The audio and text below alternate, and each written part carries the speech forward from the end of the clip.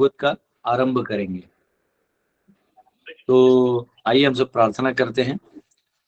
ओम नमो भगवते वासुदेवाय। ओम नमो भगवते वासुदेवाय। ओम नमो भगवते वासुदेवाय। नारायणं नमस्कृत्य नरं चैव नरोत्तमं देवीं सरस्वतीं व्यासं ततो जयं मुदीरयेत्। नष्टप्रायेषु भद्रेषु नित्यं भागवत सेवया भगवती उत्तम श्लोके भक्तिर्भवति नैष्टिकी।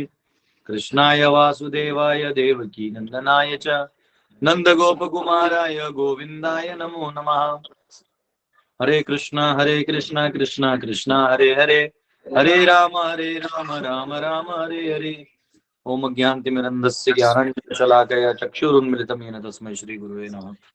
नमो विष्णुपदाय कृष्णपृष्ठाय भूतले श्रीमते भक्तिवेदांत स्वामिनिति नाम्ने नमस्ते सरस्वती देवे गौरवाणी प्रचारिणी निर्विशेष शून्यादि पाश्चात्य। जय श्री कृष्ण चैतन्य प्रभु नित्यानंद श्री अद्वैत गदाधर शिवासदि गौर भक्तवृंद।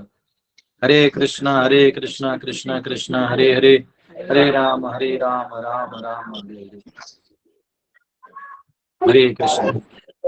तो हम सब प्रथम स्कंद के 19वें अध्याय के श्लोक क्रमांक 24 में है, जहाँ पे परीक्षित महाराज सवालों को आगे रखने वाले हैं संतों के सामने, और संतों में जो सुखदेव गोस्वामी हो आगे आके उनको आगे का ज्ञान देंगे।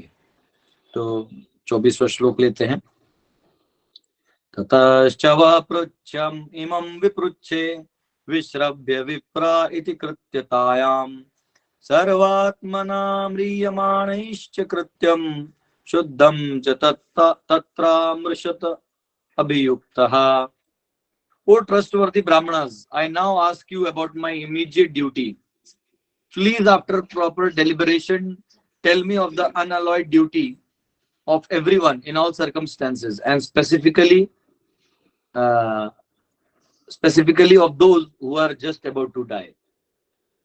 तो यहाँ पे परीक्षित महाराज कह रहे हैं, हे ब्राह्मण, हे आप सब विश्वास पात्र, आप जो ब्राह्मण सब हैं, मैं आपसे अभी कुछ सवाल पूछना चाहता हूँ। मेरे जो अभी त्वरित ड्यूटी है, एक व्यक्ति की त्वरित ड्यूटी क्या होनी चाहिए, आप बहुत सोच समझ के मुझे कृपया करके उस कर्तव्य के बारे में बताएं जो हर काल और परिस्थिति में किया जा सकता है, और स्पेशली वो वाला बताएं जो मृत्यु के समय करना चाहिए, जिसको पता है कि मृत्यु आने वाला है बहुत जल्दी, उसको करना चाहिए। क्योंकि उनको परीक्षित महाराज के सब 7 ही दिन थे, और 7 दिन होने के कारण अब वो भी पूछ रहे हैं, एक तो है जो रेगुलर कर्म चल रहा है, और एक जो है अभी मृत्यु के समय होगा, वो प्लीज बताइए। तो यहाँ पे तात्पर्य में प्रभुपाद जी बताते हैं कि ये जो 2 सवाल हैं, ये 2 सवाल परीक्षित महाराज के नहीं है। ये 2 सवाल किसके हैं? ये हम सबके हैं। ये हम सबके जीवन में सवाल है कि अगर हम नॉर्मल है, अभी समझो 100 साल जिएंगे, मृत्यु तो हर एक को आना है, और हर व्यक्ति हर क्षण मृत्यु को प्राप्त ही होता है। तो इसमें कोई डाउट नहीं है, हर व्यक्ति हर क्षण मृत्यु को प्राप्त होता है। क्योंकि हमारे जो बॉडी के सेल्स हैं, जो हमारे, तो ये सारे सेल्स हर 7 साल में बदल जाते हैं। तो एक्चुअली हर 7 साल बाद आप नए बन जाते हो। लेकिन ऑब्वियसली अभी जो सेल बना है तो 7 साल पहले वो वाला गया, तो ये नया आएगा, ऐसा है। तो जो हमारे बॉडी का सेल है वो तो मरते ही रहता है, मरता है जन्म लेता है, मरता है जन्म लेता है। वैसे ही हम सब कितना जी लेंगे? बहुत जी लेंगे तो 100 साल जी लेंगे, हट्टा कट्टा जी लिए 100 साल, 125 साल। लेकिन क्वेश्चन आप कितना जिए वो इम्पोर्टेंट नहीं है, आप कैसा जिए वो इम्पोर्टेंट है। वो बोलते हैं ना कि 100 साल चूहे का जीने से अच्छा है 1 साल शेर का जियो, है ना। तो वैसे हम 100 साल ऐसे मरे पड़े जी रहे हैं, जो मन में आया वो कर रहे हैं, भोग विलास में ही ढूंढ रहे हैं, बुढ़ापे में भी भोग विलास ढूंढ रहे हैं। हाँ? लोग बुढ़ापे में भगवान क्या करते हैं मालूम है? हमारा बाल पका देते हैं। वो बाल इसलिए पकाते हैं क्योंकि व्हाइट बाल देखा ना तो लोग थोड़ा दूर करते, भाग यहाँ से। अब आप बोलोगे ऐसे क्यों किया भगवान ने? काला काला बाल रहने देते ना, फिर हमारा जो आंख है उसे कम दिखने लगता है ऐसा, और हाँ, फिर कान से भी कम सुनाई देता है।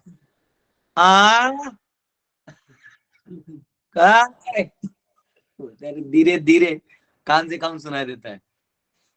तो ये सब भगवान क्यों करते हैं, कौन बताएगा आप में से? भगवान चाहते तो बाल वाला काला वाला रख के टकाटक रख के टपका देते, ऐसे क्यों नहीं करते? बताइए, कौन बताएगा? यस, सुप्रभा माता। हरे कृष्णा, दंडवत प्रणाम प्रभु जी। प्रभु जी, अगर सब कुछ हमारा परफेक्ट रहेगा तो हम इस शरीर से आसक्त रहेंगे और भगवान के प्रति हम शरणागत नहीं होंगे। ठीक है, तो एक्चुअली कोई और करेगी क्योंकि कृष्णा जेलस लवर है, नहीं, क्योंकि एक्चुअली ये सब जब कम हो जाएगा तो भगवान कह रहे हैं अब बाहर की दुनिया को देखना बंद कर दो। तूने आज तक जो सुख खोजा वो कहाँ खोजा? बाहर खोजा। मिला? हाँ, नहीं मिला तो नहीं। तो बोले जब नहीं मिला तो मैं तुझे बता रहा हूँ, अब तेरा समय भी खत्म होते आ रहा है, मैं तुझे आंसर शीट दे, बच्चों का एग्जाम होता है ना, तो लास्ट में कभी कभी कुछ स्कूल्स में मालूम है हमारे सब बच्चे फेल होने वाले, तो तेरा ऐसे टीचर को भेजे जो बोर्ड पे सारे आंसर पहले लिख देते, तो बच्चों को कॉपी करना होता है। तो भगवान होता है ठीक है मैं सब समझाता हूँ, अब ये पका देता हूँ, आंखों कम कर देता हूँ, अंदर अंतर जाओ अब कान से, लेकिन कान से सुनो और दिव्य ज्ञान का अनुभूति लो। जाओ संतों के उनका सानिध्य लो, उनसे श्रवण करो कि जीवन क्या है, जीवन का लक्ष्य क्या है, हम कौन है। लेकिन दुर्भाग्य क्या है कि वो करने के बजाय हम केश क्रीम, काला क्रीम करके पूरा काला कर देते हैं, आईलाइनर है ना एकदम बुढ़ापे में भी हाँ? बाल बाल करके पूरा एकदम मेकअप करके ऐसा लगता है कि बस अब ऐसे ही रहना है। तो ये हमारा ओरिजिनल स्टेट है ब्यूटी का, लेकिन वो गोलोक में है, या नहीं। वैकुंठ में हम लोग सदैव सुंदर रहते हैं, लेकिन ये जो मरते लोग हैं इधर हर चीज बदलते जाएगा, बुढ़ापा आएगा ही आएगा। तो इसलिए ये जो परीक्षित महाराज ने सवाल पूछा ये उनका सवाल नहीं है, वो तो उन्होंने पूरा कर्तव्य कर ही लिया था, और ऑलरेडी भगवान ने भगवत गीता में बोल ही दिया था उनके दादाजी को, अर्जुन को, हाँ, कि मुझे शरणागत हो जाओ, सर्वधर्मान परित्यज्य माम एकम शरणम व्रज अहम त्वाम सर्व पापेभ्यो मोक्षयिष्यामि मा शुचः। उन्होंने पहले ही कह दिया था। तो ये तो परीक्षित जानते ही थे, अर्जुन को कहा हुआ गीता उनके परिवार में सबने रट ही लिया था। तो लेकिन अब पॉइंट क्या है कि ये मेरे लिए ठीक है, मैं तो शरणागत हो जाऊंगा, फिर भी ये बताने से समाज का कल्याण होगा।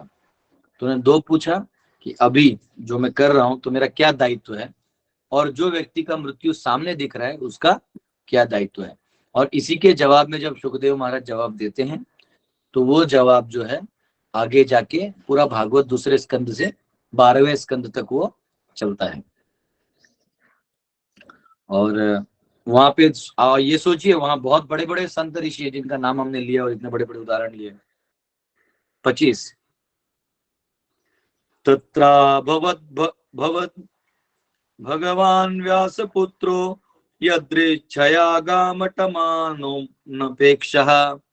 अलक्षलिंगो निजलाभतुष्टो वृतश्च बालैरवधूतवेषः।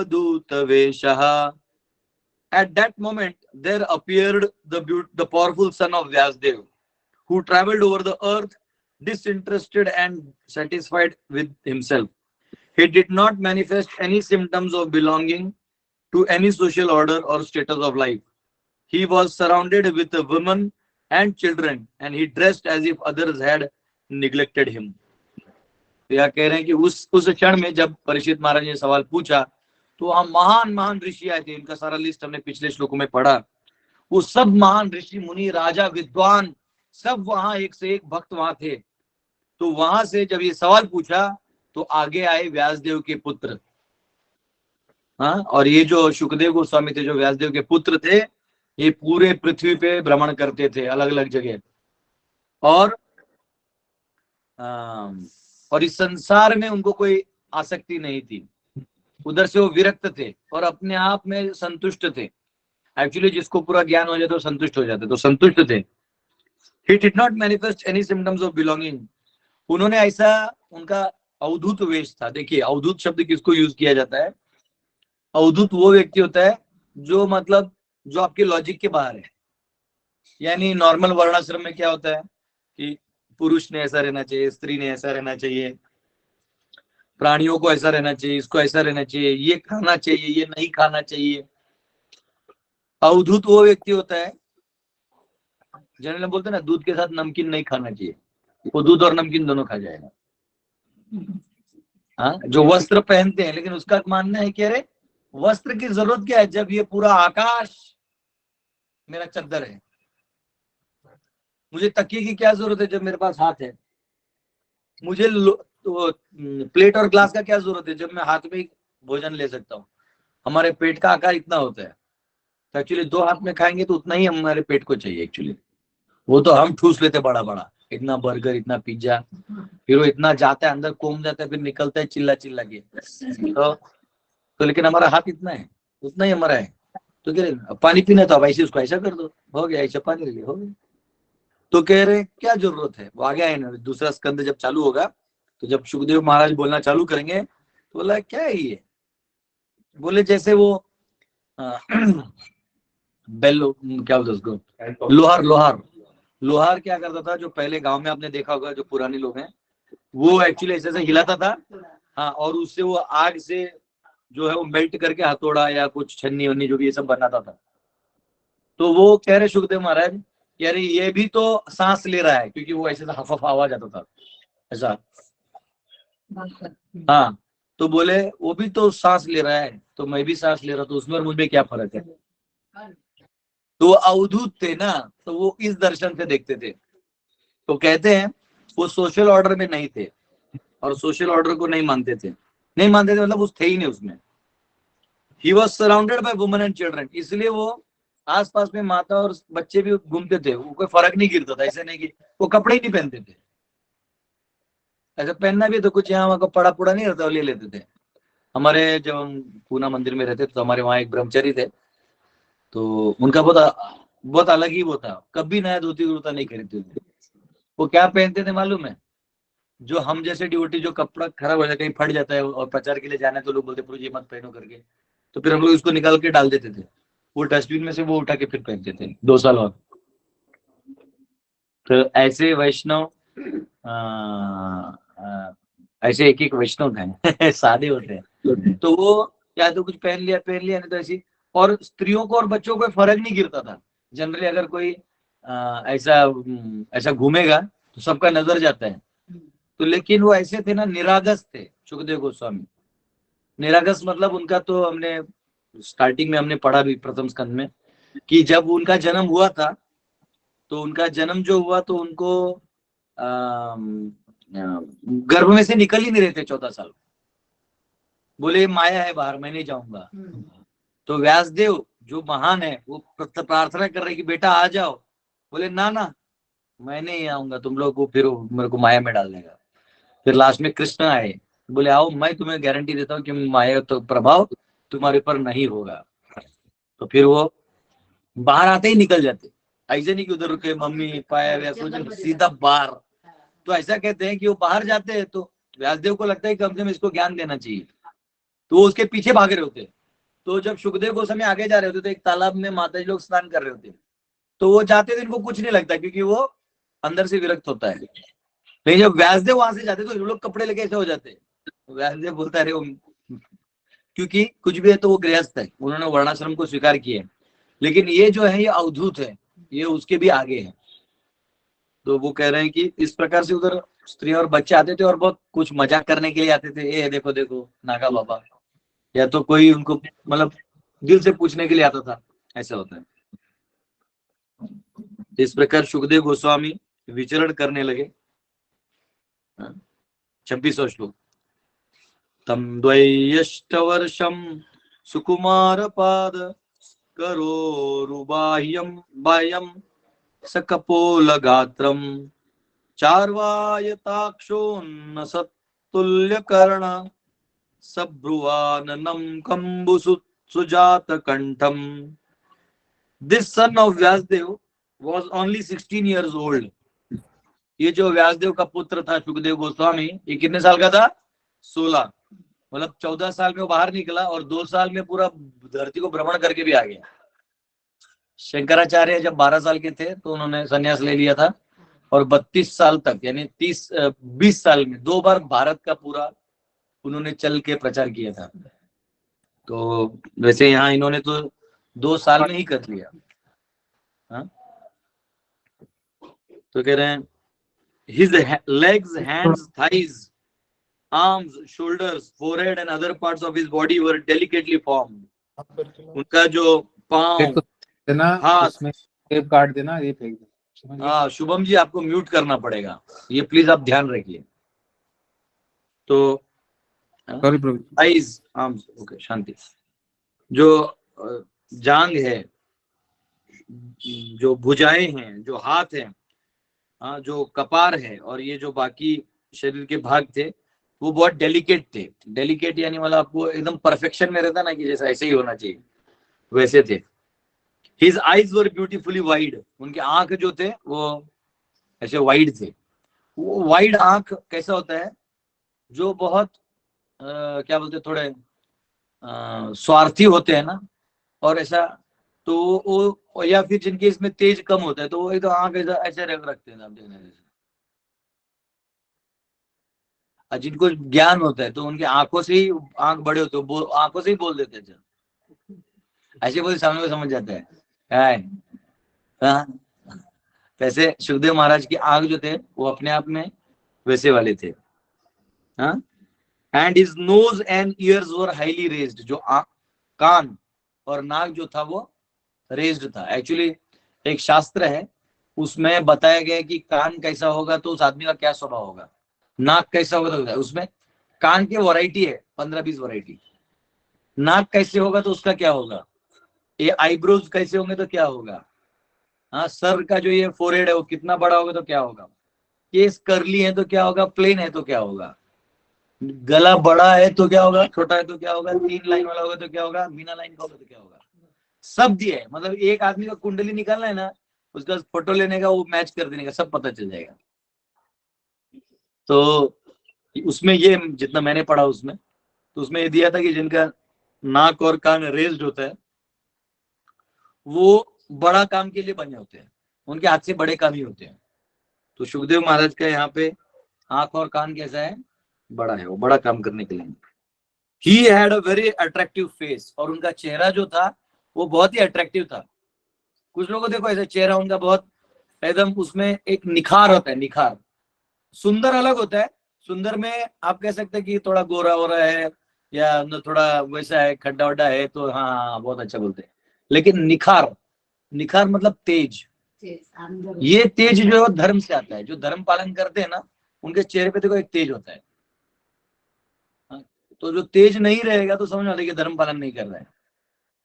ऐसे भी जैसे भगवान का सेवा करते हैं ना, तो भगवान का अच्छे से अगर सेवा चल रहा है तो भगवान की स्माइल करते हैं उसमें। कहीं कहीं देखो मंदिर है जहाँ भगवान का सेवा नहीं हो रहा है, तो फिर ऐसा आपको भगवान आशीर्वाद लेके जा, चल फुट यहाँ। लेकिन जहाँ बहुत सेवा हो रहा है तो वहां एकदम ऐसे एकदम लगेगा आपको भगवान स्माइल कर रहे हैं, ऐसा टाइप। तो वो क्योंकि रेसिप्रोकेशन है।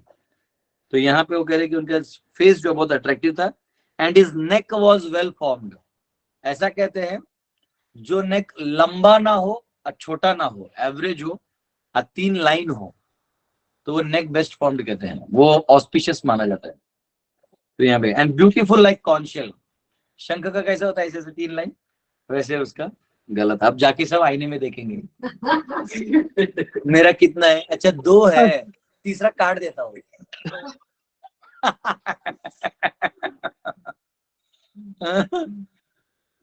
दो है तो तीसरा मैं काट देता हूँ, ऐसा है। तो यहाँ पे कहा गया है महापुरुषों के लक्षण बताए गए हैं। महापुरुषों का और एक लक्षण है, उनका पेट बड़ा होता है। तो मैं थोड़ा खुश हो गया सुन के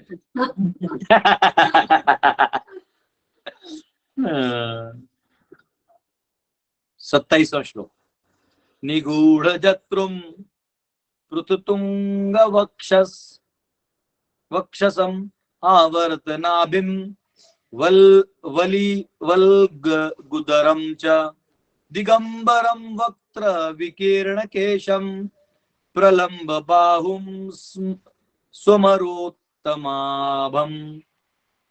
his collar bone was flashy.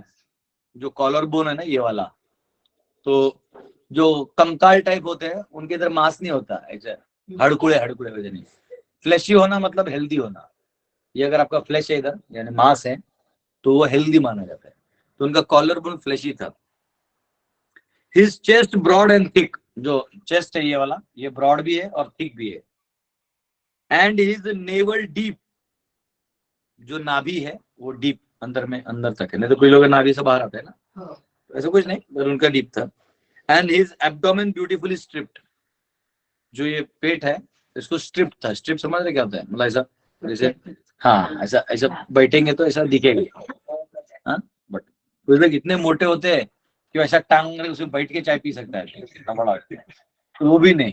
आप कुछ लोग बहुत अंदर होते हैं, ऐसा अंदर में ऐसा टाइप से नहीं, एकदम प्रॉपर आप बीच में स्ट्रिप्ड ऐसा।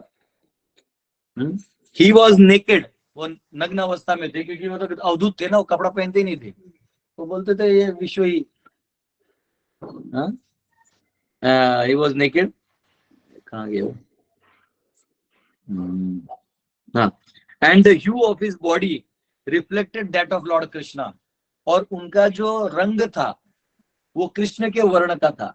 कृष्ण का रंग कैसे है बताओ? नीला। शांताकारं भुजगशयनं पद्मनाभं सुरेशं विश्वाधारं गगन सदृशम। कैसे भगवान? गगन सदृशम मेघवर्णं शुभांगं। ये क्या एक्टिविटी कौन ऑन कर दी? बीजेपी में मेरा रिक्वेस्ट, आप कुछ और क्लिक नहीं करिए, कुछ और हो रहा है। कोई तो ये लाइव शेयरिंग कर दिया यूट्यूब से का, कुछ तो यूट्यूब पे चले जा रहे हैं। जाने दो, जान दो, उसको बाद में देखते हैं। तो मेघवर्णम शुभांगम की जो मेघ वर्ण है, भगवान का रंग कैसा है?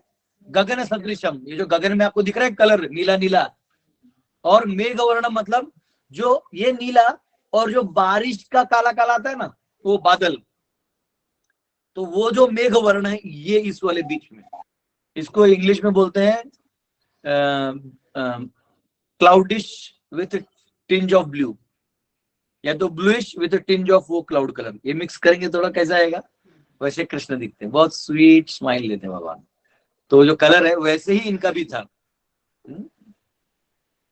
तो ये यहाँ पे कहा गया है। अब 28वें श्लोक में आता है, श्यामं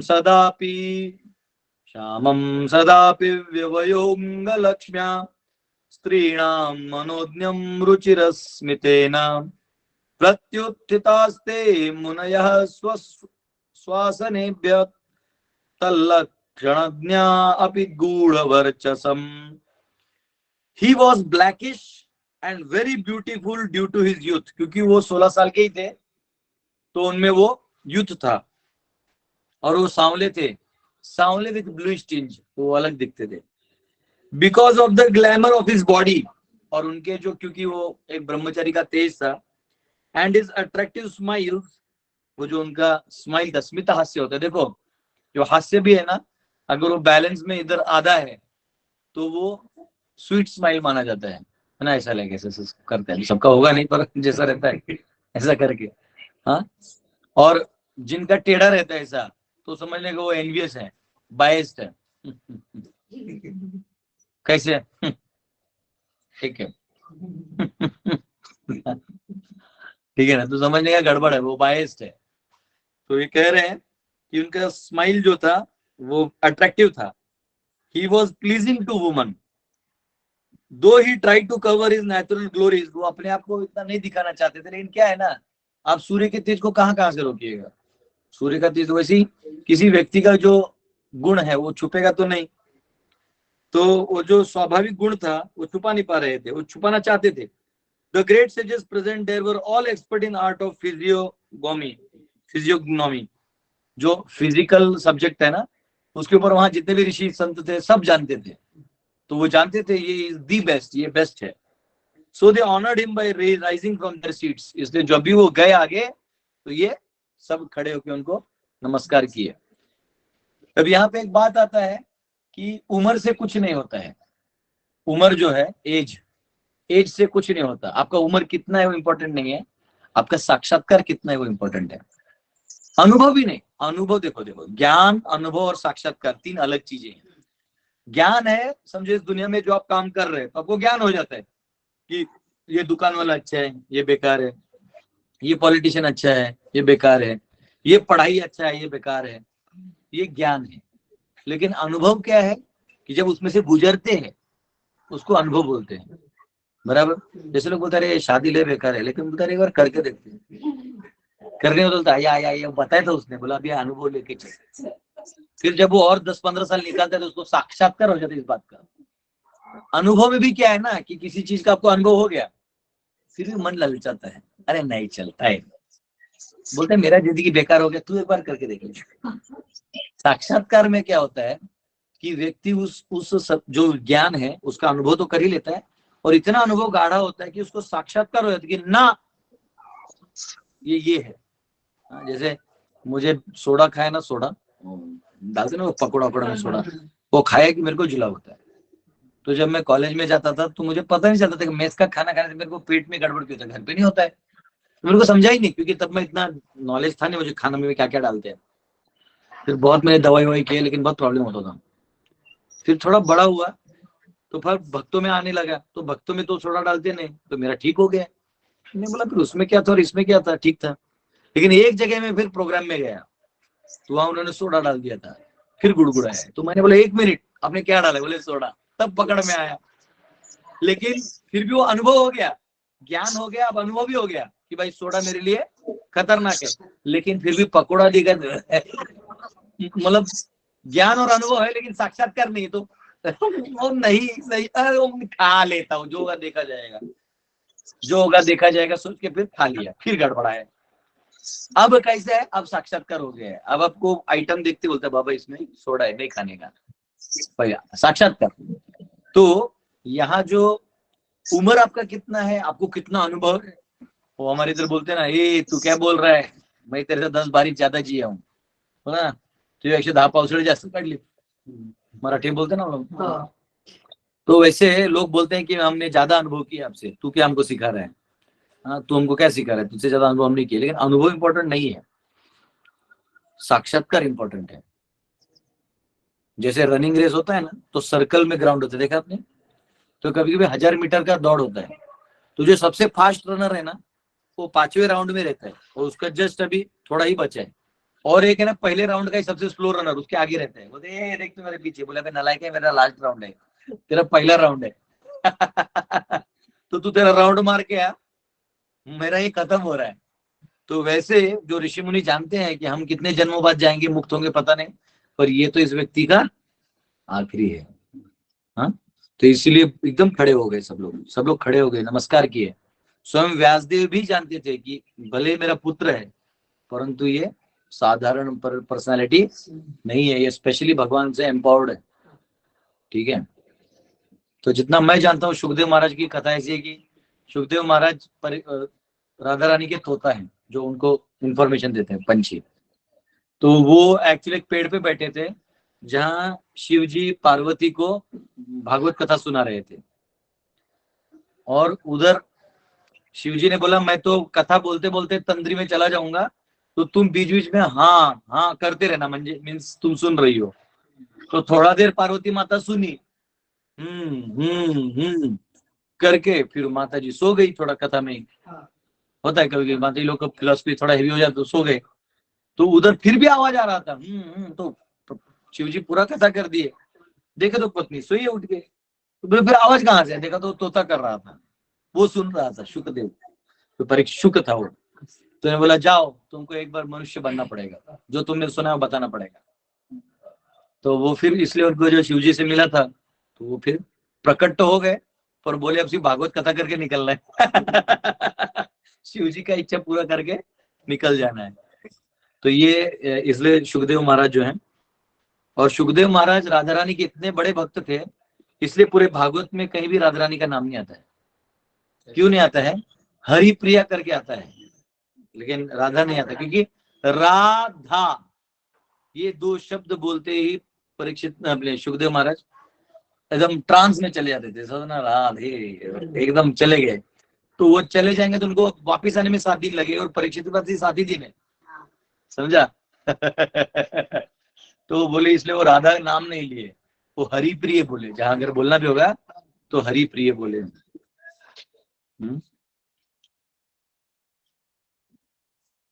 ठीक है, तो इसका अगला जो है श्लोक हम लोग कर लेंगे, 28 तक हो गया है ना,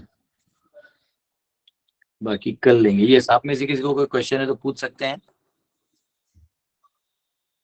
कल एक दोन क्वेश्चन घेतो ऑनलाइन असं, तुम्हाला आहे का काही प्रश्न? आज हम लोग लातूर आए हैं, लातूर। हरे कृष्णा प्रभु जी। महाराष्ट्र में लातूर है और ये बहुत अच्छा जगह है, हरा भरा है। इन्होंने झूठ बोला कि पानी नहीं है, मेरा आज साक्षात्कार हो गया। ये लोग उल्लू बनाते हैं।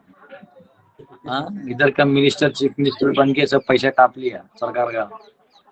अच्छे है, कोई दिक्कत नहीं, अच्छे लोग हैं, सिंपल लोग हैं, सिंपल हार्टेड। ये देखिए हमारे सामने सब वैष्णव बैठे हैं, इसे इनको शर्माएंगे ये लोग। ये देखो सब मत हरी बोल कर दो आप लोग। हरि बोल, हरि बोल। हाँ, ये जो सुनंदा कुलकर्णी माता लाल लाल साड़ी में ना, वो आती है प्रोग्राम में रोज सुबह। और ये हमारे कुछ हरिभक्त परायण भक्त लोग हैं, पांडुरंग पाटिल प्रभु, तो ये सब है यहाँ पे। तो हाँ, जगन्नाथ जी का दर्शन कर लीजिए। ये देखिए आपको कितने शेयर करा था। हाँ, पूरा करंट ऑफ स्क्रीन। जय जगन्नाथ स्वामी की जय जगन्नाथ। हरि बोल, हरि बोल, हरि बोल, हरि बोल, हरि बोल, हरि बोल, हरि बोल, हरि बोल। तो जगन्नाथ जी के दर्शन आपको हो गए, और क्या चाहिए? तो कभी आप जय लातूर जगन्नाथ। तो मिल सकते हैं। यस, किसी का कोई क्वेश्चन है? पूजा माता। हरे कृष्णा प्रभु जी। यस, हरे कृष्णा। प्रभु जी, एक्चुअली मैं एक सत्संग सुन रही थी कल, तो उसमें एक वो मतलब एक पतिव्रता स्त्री की कथा सुना रहे थे महाराज जी।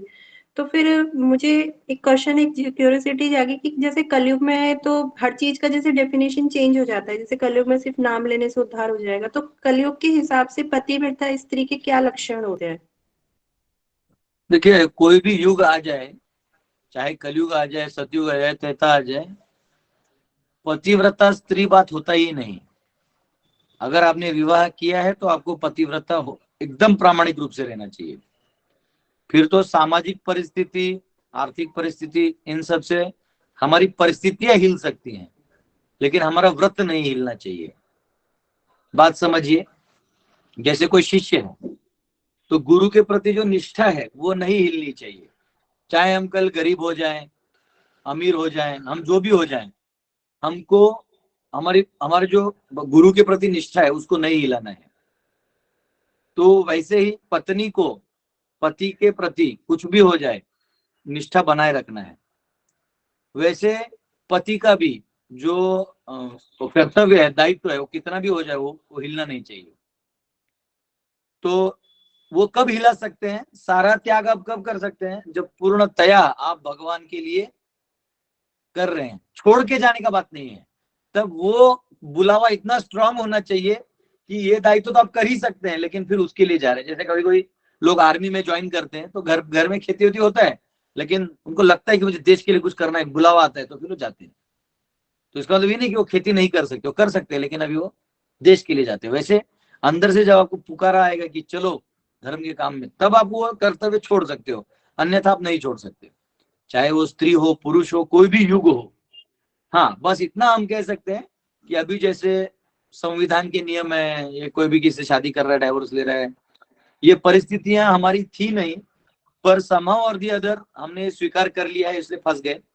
वैसे कल मैं पहली बार फेसबुक में मुझे एक वीडियो मिला, जो बाबा साहेब अम्बेडकर का इंटरव्यू था, एक फॉरेनर ले रहा था। तो बोलते हैं, बाबा साहेब आपको कैसे लगता है डेमोक्रेसी इंडिया में चलेगा?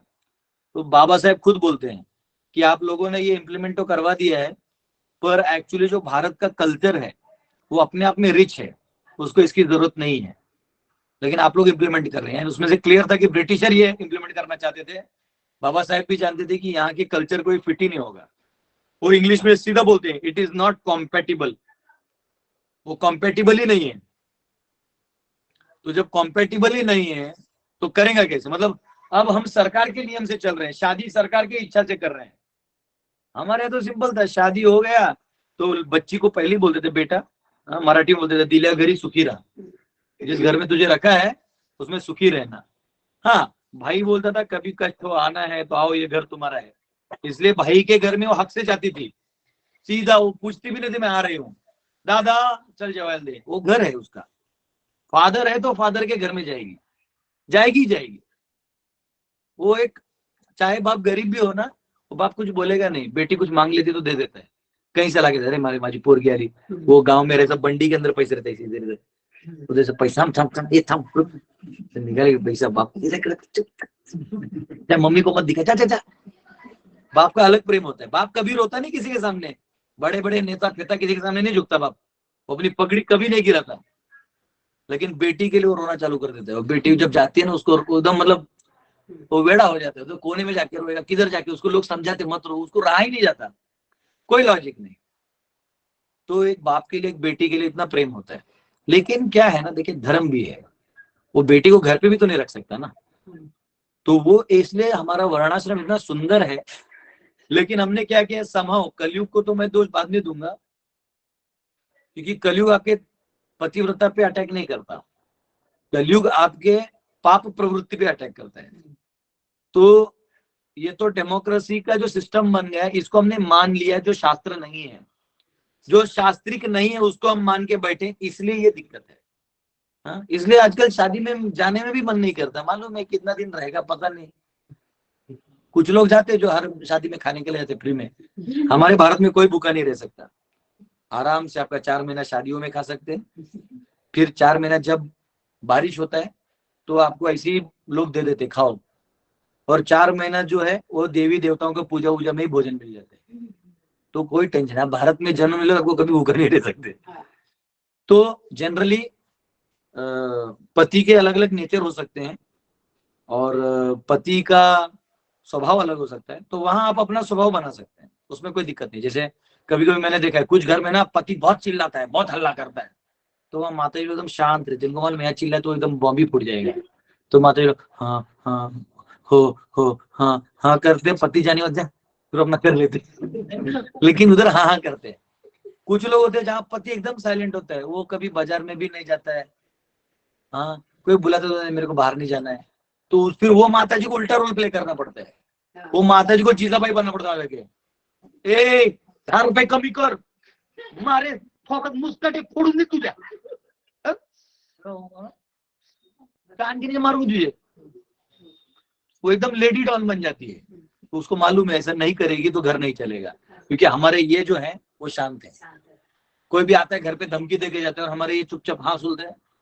कल भी हमारा कराड़ में भगवत गीता डिस्ट्रीब्यूशन हो रहा था बच्चों का, गुरुकुल के बच्चे कर रहे थे, तो वहाँ एक प्रभु जी उनकी सिस्टर भी आई थी और हमारा एक ब्रह्मचारी भी था। तो कोई तो एक टाइम का नगर सेवक था, वो आया था, और उपनगर जो भी था वो आया, उठाओ करके निकालो फेंको ऐसा बोलने लगा था। तो हमारे भक्त लोग बेचारे प्यार से बोलेगे आओ प्रभु जी क्या है, गीता जयंती है तुम लोग, और नदी के किनारे लगा, ऐसे नहीं कि तुम्हारा घर है। तो वो दादागिरी कर रहा था, तो और 2 गुंडे उंडे भी लेके आए, खड़ो खड़ो। तो अब क्या हुआ, अब बेचारे सब भक्त हमारे सिंपल थे, लेकिन उसको ये नहीं मालूम था कि वहां और एक भक्त था जो सिर्फ पटकने में विश्वास करता है।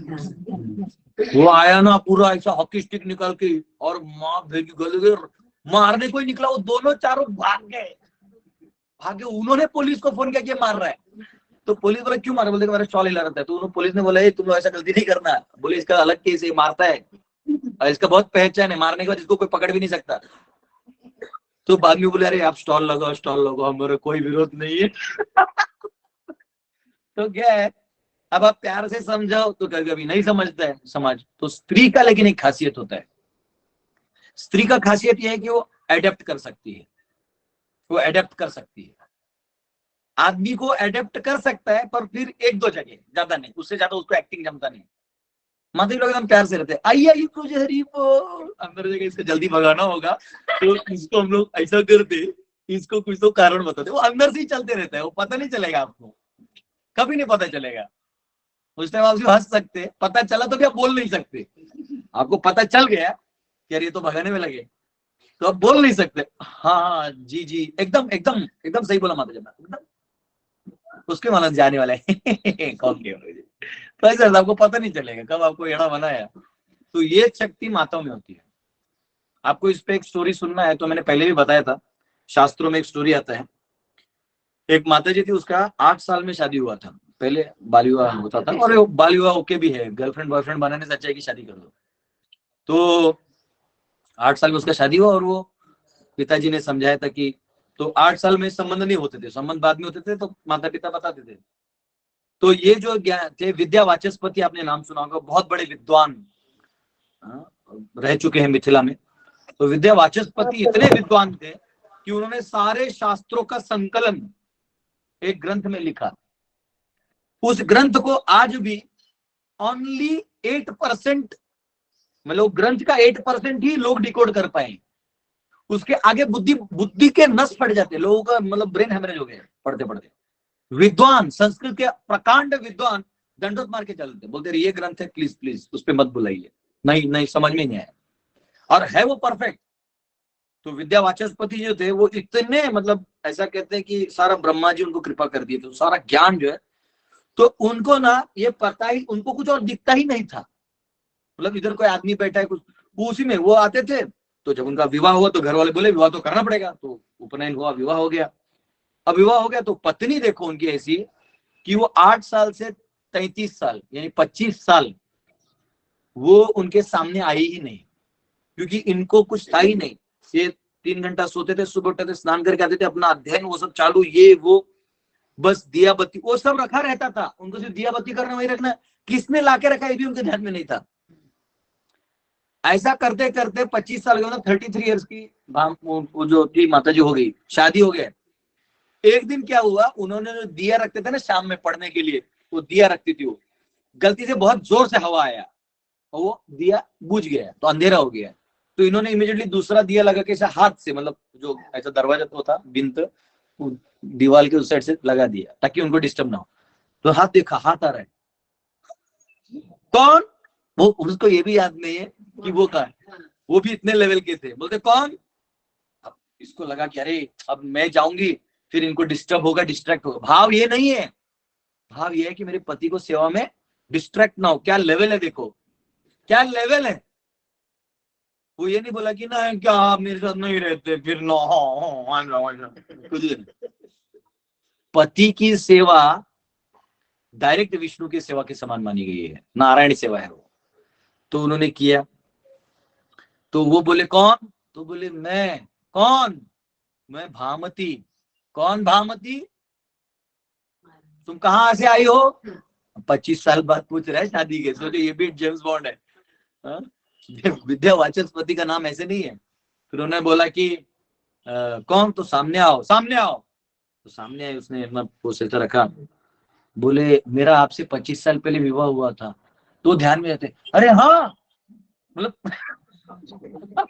मतलब ऐसे लोग थे कि उनको याद करना पड़ता मैंने विवाह किया है करके। तो 25 साल पहले वो विवाह हुआ है, अरे हाँ, उनको ध्यान करने ध्यान आया। तो अरे तो मैंने तुम्हें कभी मतलब तुम्हारा हक दिया ही नहीं। ओह, वो बहुत उनको वो होने लगा कि मैंने क्या कर दिया। और उसी दिन वो दिया लगाने को जो आखिरी लाइन लिखना था उस ग्रंथ का, वो लिख दिया था उन्होंने। तो बोले सुनो, मैं तुम्हें कुछ तो दे नहीं पाया, लेकिन ये जो ग्रंथ है ना, ये अनादि काल तक चलेगा, इसको मैं तुम्हारा नाम देता हूँ। तो बोले आज से इस ग्रंथ को मैं नाम देता हूँ भामती। तो आज भी आप कभी जाना और भामती ग्रंथ खोलना, 2 लाइन के चक्कर आके गिर जाएगा। बड़े बड़े विद्वान पंडित जो है ना, तो खत्म हो गया, उनका दिमाग खत्म हो गया। तो वहां ब्रह्मा विष्णु महेश तीनों प्रकट हुए, अब तीनों ने फूल डाला किसके ऊपर? भामती के ऊपर। ऐसे तो इन्होंने ग्रंथ लिखा, विद्वान तो ये थे, लेकिन पतिव्रता हाँ डाल दिया। और मैं आपको बता रहा हूं, अगर कोई स्त्री अपने मर्यादा में रह के सब करेगी ना, आदमी कितना ही कपटी दुष्ट क्यों ना हो, वो पत्नी को कभी आउटरेट तकलीफ नहीं देता है, पर वो एक लेवल बाद उसको आप ईगो हर्ट नहीं करोगे ना, वो कहीं और जाके अपना सर मार के आएगा। आप ईगो हर्ट कर दोगे तो आप पे सर मारेगा।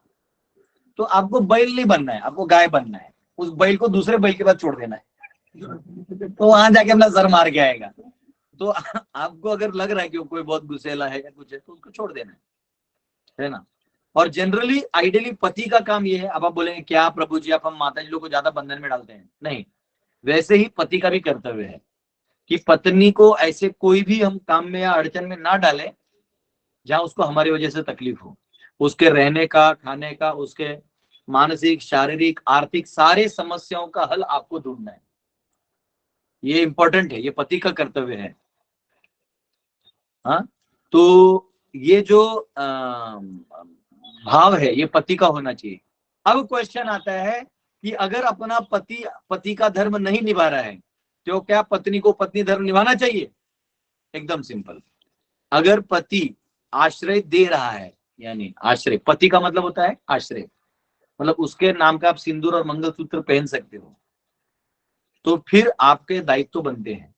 लेकिन वो अधिकार वो छीन रहा है कि नहीं करो, तुम निकलो, आजकल क्योंकि सरकारी नियम है, तो फिर आपको वहां लाचार होके जीने का जरूरत नहीं है, तब आप निकल सकते हो, आत्मसम्मान के साथ आप निकल के आ सकते हैं। अब वो क्या करें, धीरे धीरे जब वर्णाश्रम खड़ा होगा, पांडव सेना बहुत जल्दी खड़ा हो रहा है, तो जो डाइवोर्स देगा उसको हम ठोक देंगे, वो अलग चीज है। जो पति का धर्म नहीं करेगा उसको भी ठोकेंगे, या पत्नी धर्म नहीं करेगी उसको भी ठोक देंगे। हाँ, ऐसे नहीं, आजकल लड़कियों की वजह से भी बहुत प्रॉब्लम हो रहा है। सिंपल है, आजकल मल्टीपल अफेयर्स हो रहे हैं, पति किसी और से, फिर प्यार किसी और से, तो फिर वो भी तो गलत है ना। कई बार ऐसी स्त्रियां होती है, फिर वो दूसरों को भी प्रेम में फंसा लेती है, वो बेचारा ही में चला जाता है, लेकिन उसको ये नहीं पता तो मेरी पत्नी है, मेरे बच्चे हैं। तो ये थोड़ा सा, और सरकार का इस पे ध्यान है नहीं, क्योंकि सरकार का पैसे पे ध्यान है, तो ये कहीं ना कहीं इसके वजह से इम्बैलेंस हो रहा है। तो अपने कर्तव्य को फिर भी करना चाहिए और नाम जप करते रहना चाहिए, क्योंकि नाम जप से तो कोई आपको रोक नहीं सकता, हाथ से भी रोक ले तो मन में तो नाम जप चल ही सकता है। तो ये मेरा अंडरस्टैंडिंग है। हरे प्रभु जी, उन्होंने जो कथा सुनाई थी तो उसमें वो जैसे सुना रहे थे कि मतलब पतिव्रता धर्म जैसे होता है, जैसे सत्यवान सावित्री जी को लेते हैं हम, तो मतलब कोई अगर उनको हाथ भी लगा दे या कोई उनके ऊपर दृष्टि भी डाल देता था तो वो वहीं भस्म हो जाता था। तो मतलब ये सब कलयुग में पॉसिबल है? मेरे को तो नहीं लगता, मतलब मुझे नहीं लगता। क्यों नहीं है, एकदम है, 100%। एकदम है। मैं मिला हूँ ऐसे तेजस्वी माताओं के चरणों का स्पर्श तक किया हूं मैं, एकदम प्रभु जी भस्म हो जाएंगे, मतलब इतना रहता है? नहीं, देखो वो तो डिपेंड है कि मतलब क्या रिएक्शन आता है। लेकिन किसी भी स्त्री, छोड़ दो पतिव्रता छोड़ो, किसी स्त्री का आपने अनादर किया और उसने मन में भी गाली दे दिया ना, आपको लग जाएगा। पतिव्रता छोड़ो, और पतिव्रता स्त्री अगर दे दे ना, वो भस्म होने का श्राप दे तो भस्म भी हो जाएगा। पर वो उतना बड़ा अपराध भी होना चाहिए और उतना इसका सच में तेज भी होना चाहिए, तो क्यों नहीं होगा, एकदम भस्म हो जाएगा। देखो मजाक नहीं है, मजाक नहीं है। तो प्रभु जी जैसे उसमें वो बता रहे थे कि जो एक मतलब जिनकी वो कथा सुना रहे थे, तो वो कोई ब्रजवासी किसी स्त्री की सुना रहे थे, तो वो बता रहे कि उनके पति ने उनको आवाज लगाई तो वो चली गई उनके लिए। तो उन्होंने कभी मतलब अपने पति की कभी किसी आज्ञा को उन्होंने मना नहीं किया। तो उस मना का मतलब क्या है कि एक तो होता है हम धर्म का पालन करते हुए अपने पति की आज्ञा को मानना, एक होता है कि पति अगर अधर्म की तरफ जा रहा है तो फिर तो हमारा एक फर्ज बन जाता है ना कि हम उसे रोकें। अब उसमें अगर हम मना कर रहे हैं, आपको देखिए दो चीजें हैं। अगर आप पत्नी बन के हैं और पति अधर्म में आपको बोल रहे हैं मदद करने के लिए, तो आप उसको बारंबार कह सकते हैं कि देखो ये अधर्म का रास्ता है, ये नरक ले जाएगा। और समहाउ और दी अदर मजबूरी वश आपको काम पे लगा रहे और आपके ऑप्शन नहीं है, अगर आप उस काम को करते भी है तो आपको पाप नहीं लगता। ये मैंने पिछले कुछ लेक्चर में बताया था। पत्नी का सारा पाप पति को लगता है, अब पति का सारा पुण्य फ्री में पत्नी को लग जाता है। ये डबल फायदा है। तो आपको इतना लोड लेने की जरूरत नहीं है, क्योंकि कुछ समय बाद जो है वो, अब जैसे मंदोदरी थी, रावण की पत्नी मंदोदरी थी ना, तो मंदोदरी तो जानती थी कि ऐसा काम कर रहा है, रोज तो डोज देती थी उसको, लेकिन उसको मंदोदरी को थोड़ी मारा राम जी ने, उसको तो मारा ही नहीं, क्योंकि वो तो जानते थे ये क्या करेगी, ये स्त्री है। देखो पुरुष का रोल अलग हो जाता है, स्त्री का रोल अलग हो जाता है। कर्तव्य और कर्म का रिएक्शन पुरुषों में ज्यादा लगता है, स्त्रियों को नहीं लगता है। स्पेशली अगर वो आश्रित है तो, ये मैंने पहले ही बताया, बेटी की तरह आश्रित है तो बाप को लगता है, पत्नी की तरह आश्रित है तो पति को लगता है। और इसलिए आप देखो ना, माता जी कैसी भी है तो आपको वो हंसते खेलती दिखती है, क्योंकि उनको मालूम है उनको कर्म लगता ही नहीं। कर्म आदमी को लगता है, उसके पास पुरुषार्थ होता है काम, मतलब डिसीजन लेने का, इसलिए। तो इसमें ऐसा नहीं है, जहां भी आप हैं, अगर जो भी व्यक्ति है उसका पति अगर बहुत बहुत बड़ा पाप कर रहा है, यानी मर्डर कर रहा है, और आपको नहीं बराबर लग रहा, तो आप जाके पुलिस में बता सकते हैं, या मेरे पति को अरेस्ट कर लीजिए, ये लोगों को मार रहा है, या मेरा पति चोरी कर रहा है, बैंक का चोरी का प्लान कर रहा है। तो वहां बैठ के आपको नहीं बोलना चाहिए ठीक है मैं पकौड़े बना के लाता हूँ, अच्छे से प्लान करके। उधर आपके सामने राष्ट्र भी है, तो कभी कभी राष्ट्र प्रेम के लिए आपको अपना पति प्रेम को दांव पे लगा सकते हैं। ऐसा है, पति कर्तव्य जो है वो हाईएस्ट नहीं है, उसके ऊपर बहुत सारे कर्तव्य हैं।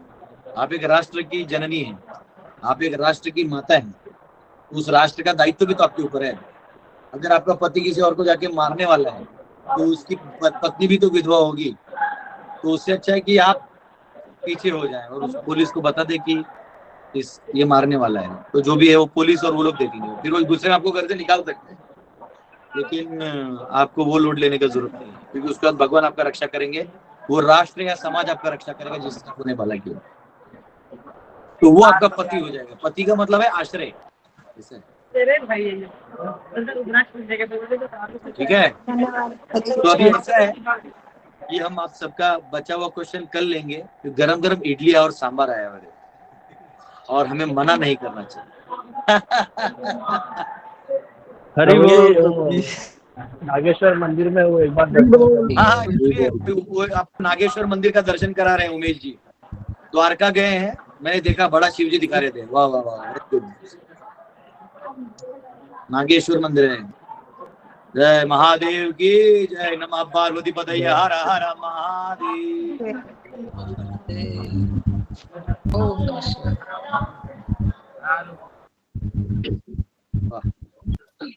इनका नंबर लग नहीं रहा, लगता सोमवार है ना, आज क्या है, सोमवार।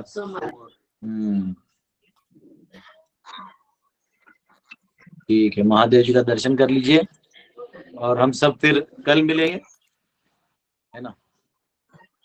हरे कृष्ण। हरे कृष्ण। हरे कृष्ण दंडवत प्रणाम। दंडवत प्रणाम प्रभु जी।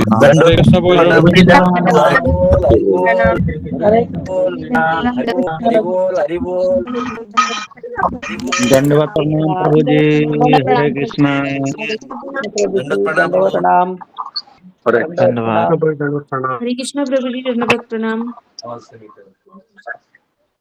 हरे कृष्ण प्रभु जी, दंडवत प्रणाम। हरे कृष्ण, हरे कृष्ण। हरे माता जी। हरे कृष्ण प्रभु जी, दंडवत प्रणाम। हरे कृष्ण, हरे कृष्ण। हरे कृष्ण प्रभु जी। यस।